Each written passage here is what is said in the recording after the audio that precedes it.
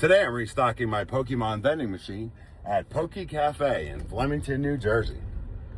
So I ran out of Ascended Heroes, so I'm running over there to put a 25 coil in to make sure that doesn't run out so fast.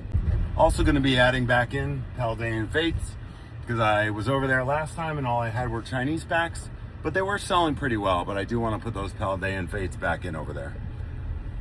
All right, so I've got all my supplies here over at Poke Cafe, the Paldean Fates, and I dropped the phone, but here we go inside. So actually today I'm going to be installing a camera. I wanted to do this first, just do like a how-to so people who have these machines can figure this out because it's a little confusing, but it works really well. So that area in the top corner gives you just enough room to put a Blink Mini 2 camera. I use the foam block to have it stick out far enough. So here I'm cutting my finger. You can see as I turn this, I slice my finger. But I'm trying to cut this block to place this mount here. Actually, yeah, I guess I cut it when I closed the knife. All right, so I'm using double-sided tape to stick that in there. And the mount for the Blink Mini 2, they're both in my links, the Mini 2 and the mount. So you can go find those in there if you want to add one of these to your machines. They work really well. You'll see the screen and everything. So once I kind of line this up and make sure I have it right, then I'm taking the double-sided tape and I'm cutting this again without trying to cut myself.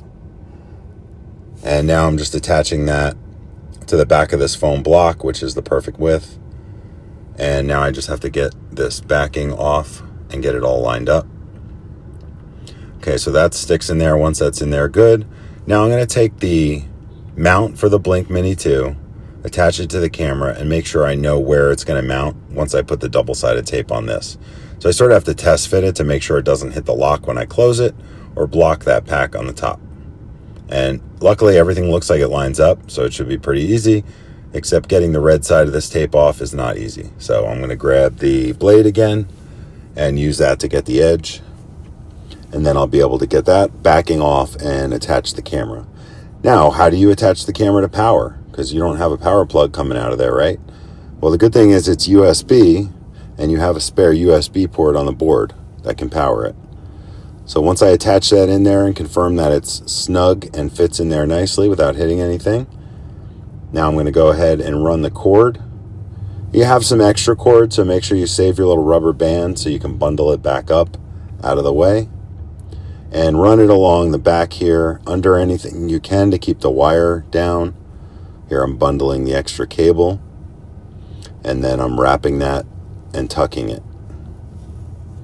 And I'm going to reach down here, find my USB